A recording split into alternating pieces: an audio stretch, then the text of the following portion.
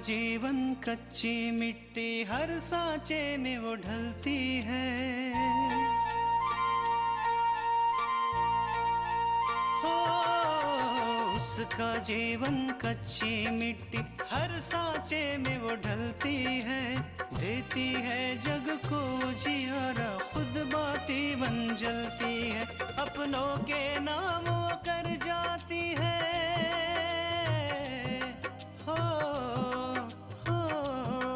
अपनों के नाम वो कर जाती है। सारा जीवन अपना बन के बेटी भाभी माँ वो सच कर दे हर सपना। सुकन्या सुकन्या सुकन्या हमारी बेटियां। तुम्हें किसी से डरने की कोई जरूरत नहीं। तुम देखना, तुम ये केस भी सच्चाई के दम पर ही जीतोगी। तो हार बिया हुई तो सिर्फ पूजा से। तुम्हारी बहन कोई दूध पीती बच्ची नहीं है। हम पर चिल्लाने से अच्छा होता अगर तुम अपनी बहन पे चिल्लाते। पूजा को चाय नाश्ता दे दिया? जी माँ जी, हम उसके कमरे में गए थे लेकिन उसने नाश्ते के लिए मना कर दिया। कोई जरूरत नहीं उसके लिए फिर से नाश्ता ले जाने की। विशाल पूजा से मिलता है, उससे बात करता है। हमें ये बात पता ही नहीं थी। एक बहुत कमाल की तरकीब है हमारे दिमाग में कि सांप भी मर जाए और लाठी भी ना टूटे। अगर ऐसा है अम्मा, तो तुम्हारे दिमाग में जो भी तरकीब है तुम वो करो। हम तुमसे कुछ न पूछेंगे। देखो दीनू, पूजा का ये घर की बहू तो हम हर हाल में बनाए और अपूर्वा का सर भी तोहरे पैर में हर हाल में झुकाए। बस एक बार उस जमीन का मामला सुलझ जाए ना, फिर देखो अपनी अम्मा का दिमाग। हाँ अम्मा, जमीन का मामला हमारे लिए इज्जत का सवाल बन चुका है। दो कौड़ी की लड़की आकांक्षा, उससे हम हार नहीं सकते। काहे तुम वो लड़की को हवा बनाए हो? अरे तुम्हारे सामने आज तक कोई खड़ा हो पावा है जो वो लड़की खड़ी हुई?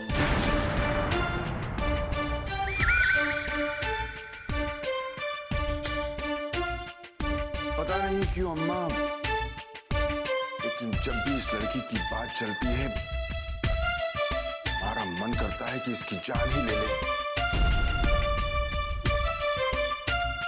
लेकिन फिर कुछ सोचकर खून के खून पी के रह जाते हैं हम। दीनू, ऐसा कौनो काम ना करियो जिससे परेशानी खड़ी हो जाए। काहे कि हमका पूरा यकीन है कि कोर्ट का फैसला तुम्हारे हक में हुई। हाँ माँ, अब हमारी लड़ाई इन दोनों बहनों से है, आकांक्षा और कृष्णा। और इस लड़ाई में जीत हमारी होगी, हमारी।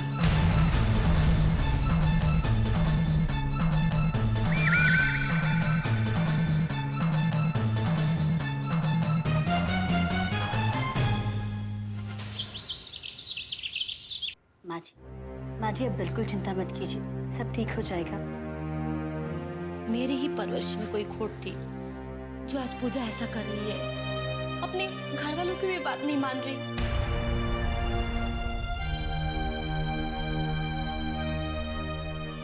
बाबूजी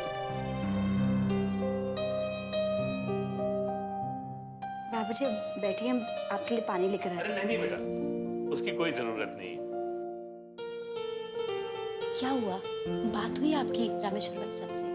अरे रामेश्वर तो मेरी बात सुनकर बहुत खुश हुआ और उसने कहा कि उसे इस रिश्ते से कोई दिक्कत नहीं। देखो कल्याणी, वो भी हमारी तरह मिडिल क्लास वाले लोग हैं, दीनानाथ जी की तरह पैसे वाले नहीं, लेकिन हाँ उनकी इज्जत है। अरे पैसे का क्या, पैसा तो आता जाता रहता है। हाँ तो अच्छा है ना, उसे आपने देखा? आज उसकी भी ऑफिस की छुट्टी थी, वो घर पर ही था।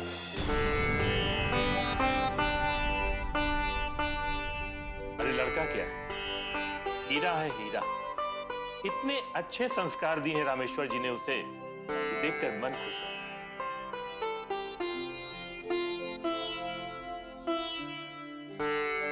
पापा, आप कब आए? पर बेटा अभी अभी आ रहा हूं। रामेश्वर जी के गया था, उनके बेटे से मिला, बहुत अच्छा लगा और वो लोग राजी भी हैं इस रिश्ते के। पापा, लड़का क्या करता है? बेटा अभी अभी उसने इंजीनियरिंग कंप्लीट की है और किसी अच्छी कंपनी में नौकरी कर रहा है।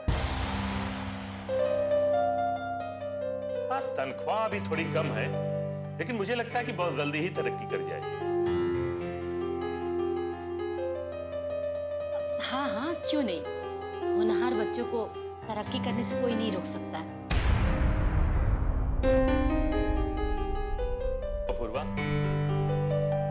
मैंने रामेश्वर से कहा है कि मैं घर पर सबसे बात कर लेता हूँ, तो अगर तुम सबकी सहमति हो तो मैं बात आगे बढ़ाऊं। अरे हमारी सहमति तो पहले से ही है, आप उनसे बात तो कीजिए। हाँ पापा, जितनी जल्दी हो सके हमें ये सगाई कर देनी चाहिए, नहीं तो वो विशाल हमारी पूजा को हमारे खिलाफ भड़का के छोड़ेगा।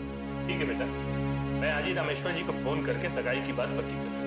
पापा, मुझे लगता है कि हमें परसों सगाई कर लेनी चाहिए। इतनी जल्दी? हाँ माँ, वैसे भी अब पूजा की हरकतें तो देख ही रही। ऐसा ना हो जाए कि हम सगाई के बारे में सोचते रहे और वो विशाल हमारी पूजा के साथ शादी कर ले। अपूर्व सही कह रहा है कल्याणी, हमको जितना जल्दी हो सके सगाई कर दें।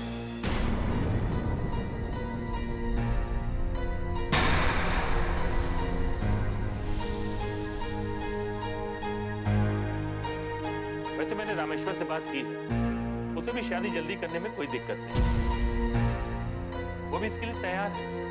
ये बात तो अच्छी ही है। आप रामेश्वर जी को सपरिवार न्योता दे दीजिए, मैं सब संभाल लूंगी, है ना दुल्हन? जी माँ जी।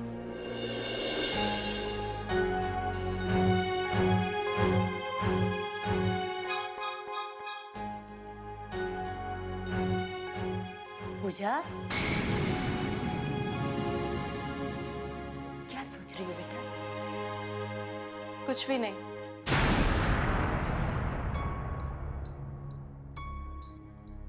आपसे मतलब?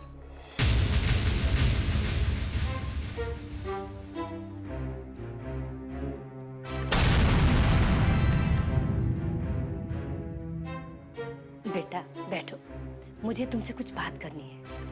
आप बैठो बेटा। पूजा, हमें पता है कि तुम हमसे नाराज हो, लेकिन बेटा हमारी बात समझने की कोशिश करो। मुझे आपकी कोई बात नहीं समझनी है माँ, मैंने जो कहना था आपसे कह चुकी हूँ। पूजा, तुम्हें पता है कि अपूर्वा कल दीनानाथ जी के घर गया था? विशाल के घर? लेकिन क्यों? दीनानाथ जी से ये कहने के लिए कि वो विशाल को तुमसे मिलने से रोके।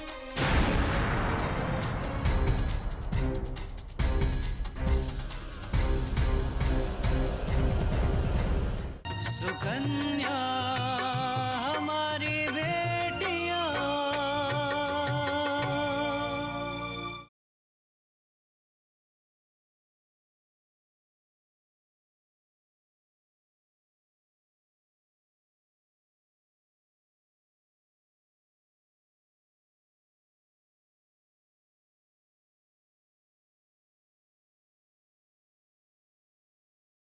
सुकन्या हमारी बेटियां।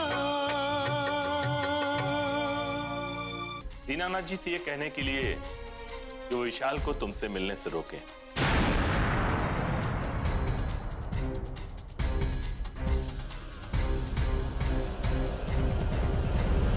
जानती हो, लेकिन उन्होंने क्या कहा?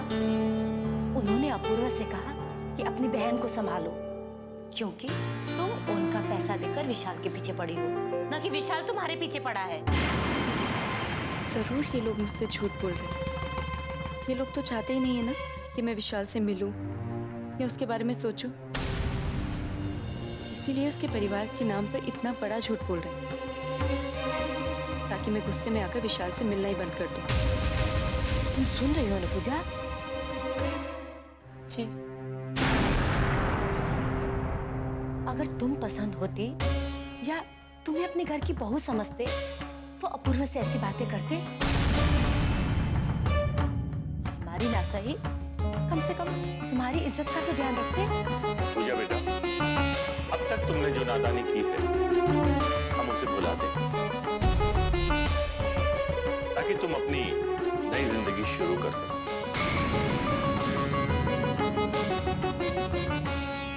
नई जिंदगी? मैं समझी नहीं पापा, आप क्या कहना चाहते हैं? पूजा बेटा, मैंने तुम्हारी शादी अपने दोस्त रामेश्वर के बेटे राहुल से तय कर दी।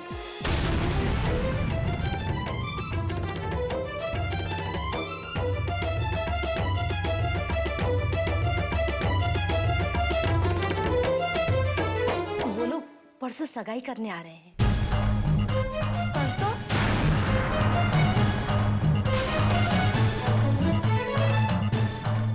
हाँ पूजा, तुम्हारे पापा बता रहे थे कि रामेश्वर भाई साहब का परिवार बहुत अच्छा है और राहुल तो बहुत ही सुलझा हुआ लड़का है। तुम वहाँ बहुत खुश रहोगी। देखो बेटा, मैं रामेश्वर को बचपन से जानता हूं। वो लोग उतने पैसे वाले तो नहीं हैं, लेकिन फिर भी वो लोग तुम्हें इतना प्यार देंगे कि तुम उस प्यार के आगे अगर कोई कमी भी होगी तो भूल जाओ।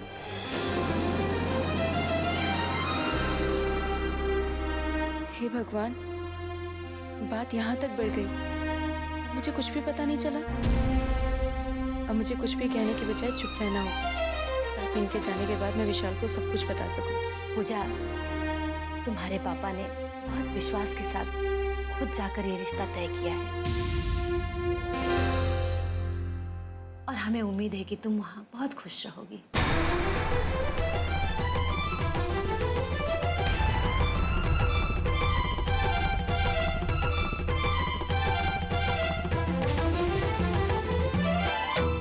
पूजा, दुखी मत हो बेटा।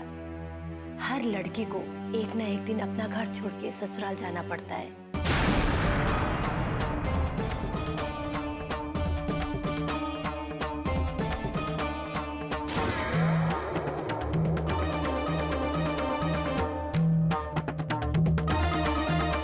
और हम तो बहुत खुशनसीब हैं कि तेरा ससुराल बिल्कुल मायके की तरह है।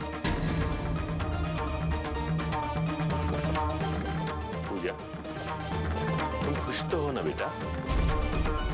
सब कुछ इतनी जल्दी हो रहा है कि मुझे कुछ समझ ही नहीं आ रहा है कि क्या करना चाहिए और क्या नहीं। पूजा, कुछ अच्छे निर्णय जल्दी लेने पड़ते हैं और इस निर्णय से हमारी खुशी ही नहीं बल्कि तुम्हारे पापा की इज्जत भी जुड़ी हुई है। और मुझे पूरा यकीन है कि तुम खुशी खुशी हमारा साथ दो। चलते हैं, तुम्हारी सगाई की बहुत सारी तैयारियां भी कर रही हैं।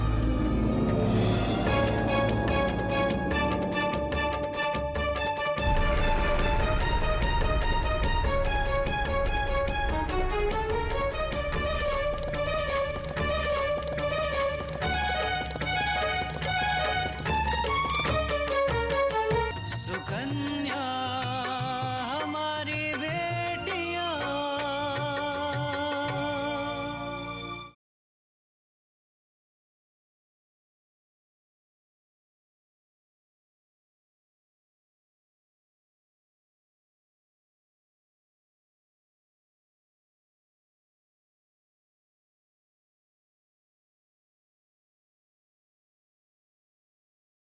सुकन्या हमारी बेटियां।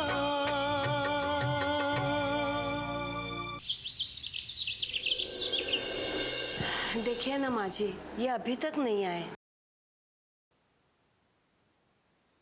पापा?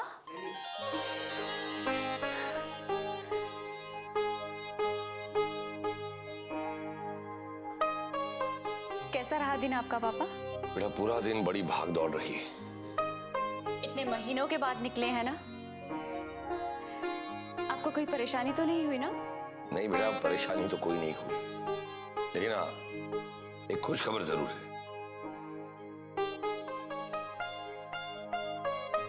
आपको नौकरी मिल गई। हाँ, एक डिग्री कॉलेज से नौकरी का ऑफर आया है।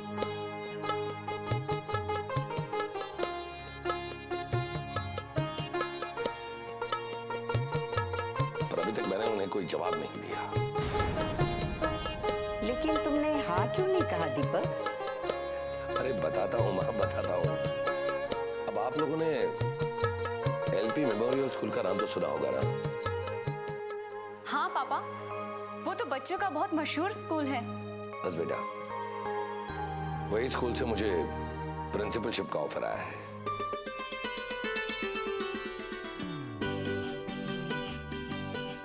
अभी तय नहीं कर पा रहा हूँ कि किसे ज्वाइन करूँ। आपका मन क्या कहता है? देखो पार्वती, कॉलेज में पढ़ाने में ना ही मुझे कोई परेशानी है और ना ही कोई दिक्कत, लेकिन क्या दीपक? लेकिन मुझे ये लगता है कि मुझे इस वक्त काम के साथ साथ सुकून और शांति की भी जरूरत है।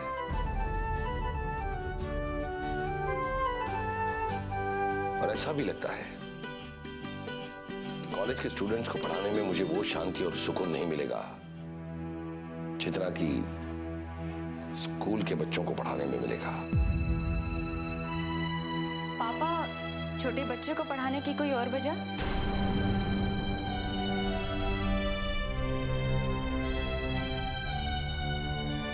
मैं चाहता हूं कि मैं उन्हें बचपन से ही ऐसे संस्कार दूं जो जिंदगी में आगे चलकर उन्हें सही दिशा चुनने में मदद करें।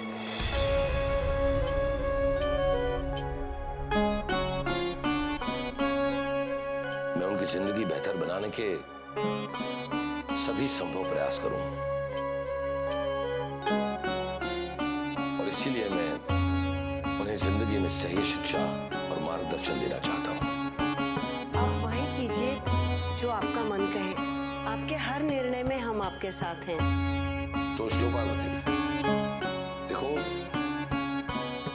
अगर कॉलेज की जगह स्कूल में मैंने नौकरी कर ली तो तनख्वाह भी कम होगी, फिर तुम्हें कम पैसों में घर चलाना होगा।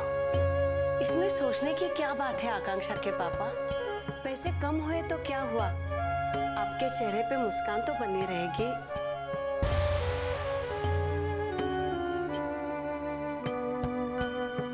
इससे ज्यादा हमें कुछ भी नहीं चाहिए। हाँ पापा, अगर आपको लगता है कि बच्चों को पढ़ाकर आप ज्यादा खुश रहेंगे तो आपको स्कूल ही ज्वाइन करना चाहिए।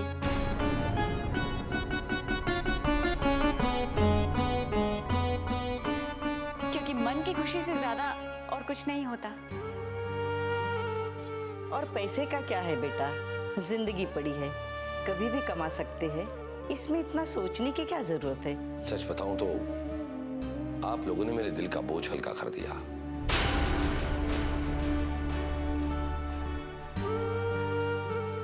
घर वापस लौटते वक्त बस यही सोच रहा था कि अगर इस मसले पर घर के सभी सदस्य की राय एक नहीं हुई तो। हमारे घर में कभी ऐसा हुआ है कि हम सब की एक राय ना हुई हो? हम सब एक दूसरे के दिल की बात समझते हैं, इसीलिए हम साथ हैं।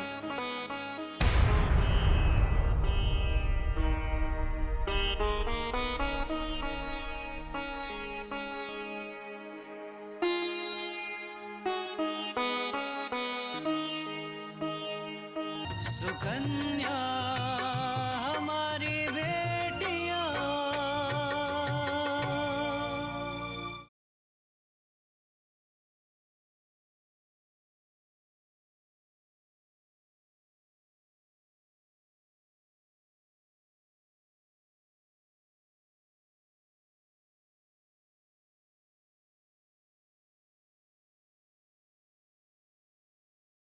सुकन्या हमारी बेटियां।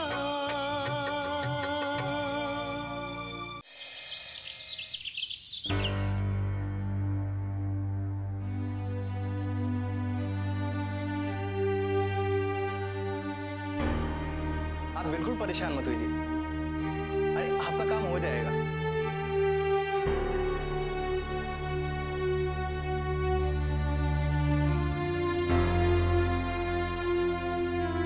मैंने बाबूजी से बात कर ली है। आज जब मुझे विशाल से इतनी जरूरी बात करनी है तो उसका फोन बिजी क्यों आ रहा है? ओके ओके, ठीक है सर, बाय।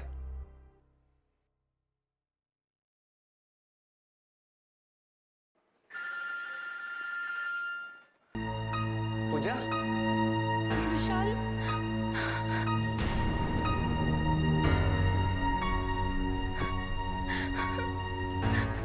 क्या हुआ पूजा? तुम रो क्यों रही हो? विशाल, पापा ने मेरी शादी अपने दोस्त के बेटे से तय कर दी है। वो लोग परसों हमारे घर आ रहे हैं सगाई करने के लिए। ये क्या कह रही हो पूजा? हाँ विशाल, मैं जो कह रही हूँ बिल्कुल सच कह रही हूँ। मैं अपनी जान दे दूंगी लेकिन मैं ऐसा नहीं कर सकती।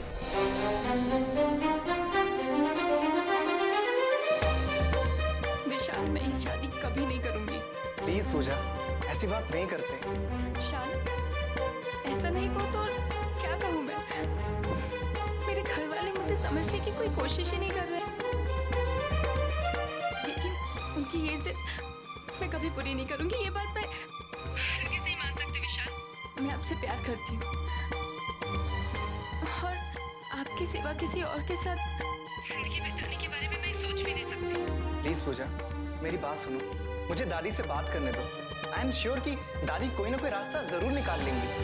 विशाल, आपको कोई ना कोई रास्ता तो निकालना ही होगा, वरना आप पूजा को कभी नहीं देख पाएंगे। ये मेरा आपसे वादा है।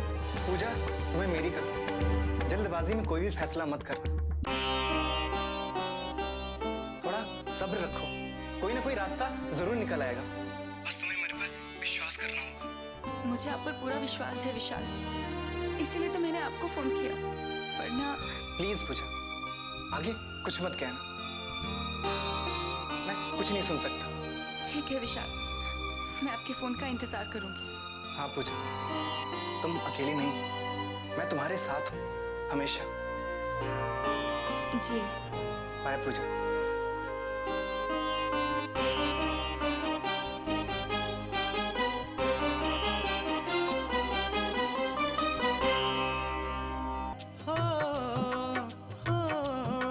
अपनों के नाम वो कर जाती है सारा जीवन अपना, बन के बेटी भाभी माँ वो सच कर दे हर सपना।